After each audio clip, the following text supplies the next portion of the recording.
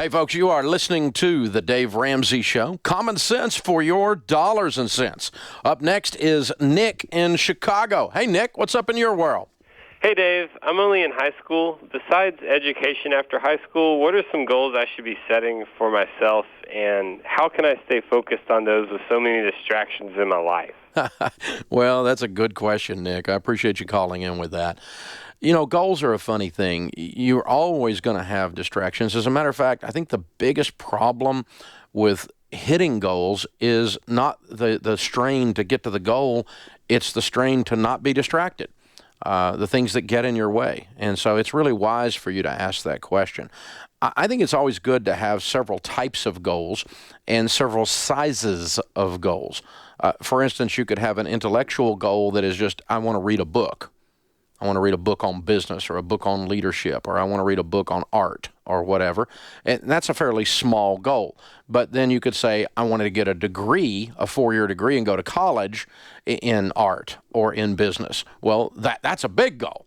And so in each area of your life, set some small, very achievable goals, and then also have those big dream type goals in there as well, and then break them down incrementally on what you've got to do to make that happen. Meaning the big goal, how do you eat an elephant a bite at a time?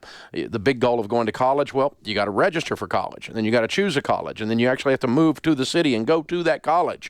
You know, there's a lot of things involved in that. We all kind of know that in our minds, but if you'll break your goals down into smaller, achievable steps, it helps with the distraction. Hey, good call, man. Thanks for calling in, Nick. You need to present yourself well. You got to do the basic stuff, right? You know, you got to go in there and know you're the product. I got to have the best product. I got to look sharp. I'm going for a job interview, right? And I'm amazed the people that come into our organization that really don't have a clue they're there trying to impress someone. Dude, I wouldn't even let you come to my house as a guest wearing that. And you want to come to work here wearing that? I mean, I don't know. I mean, some of these people, I mean, bless their hearts. I mean, there's some things you can do dressed that way with hair that looks like that. And there's some things you can, you know, it's okay to be in a punk rock band if it looks like you fell into a tackle box, you know? But, right?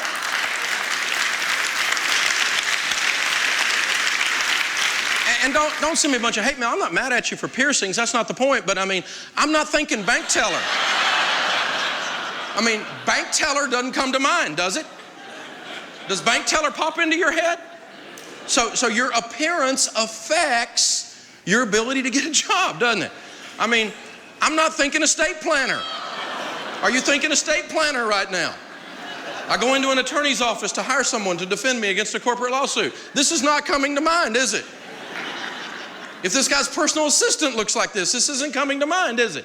So there are some things that are inappropriate for the job.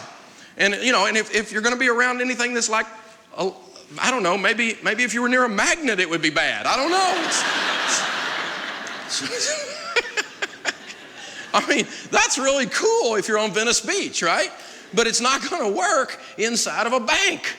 You know, so you got to think about your appearance. It does affect things. Well, it shouldn't. Well, I know, but it does. And that's a reality. So when you're on a job interview, you've got to think about this stuff. Be on time. Address everyone by name. Offer a firm handshake. Maintain eye contact. Most people say you get hired or fired in the first 30 seconds of an interview. And that's before you ever sat down. Simply in how you introduced yourself, how you walked up. Were you arrogant? Did you hold the stare too long to where someone was uncomfortable? Did you dress in such a way that it was totally weird and inappropriate? Not necessarily fashionable, not necessarily unfashionable. Some of you ladies weren't thinking about how you dressed yourselves, particularly, and a guy comes out there and he's uncomfortable. You know, these are things you really, really have to keep in mind. You've got about 30 seconds, and they're going to make a call on you right then. And that's going to make or break whether or not you move forward with that organization most of the time. You know, Zig Ziglar tells a story that he was out to eat one time, and a young guy came up to waiting on him at his table, and Zig's a kind and nice man, and he's a very interesting guy, though.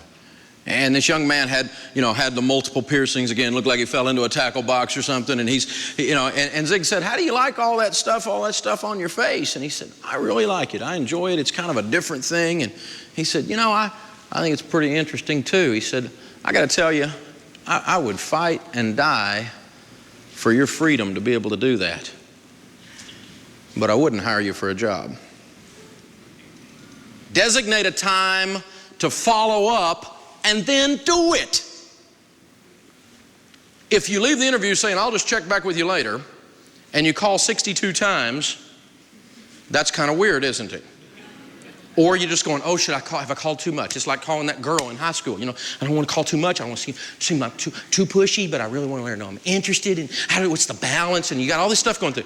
You can alleviate every bit of that. Every bit of that. When you're leaving the interview, just set a time.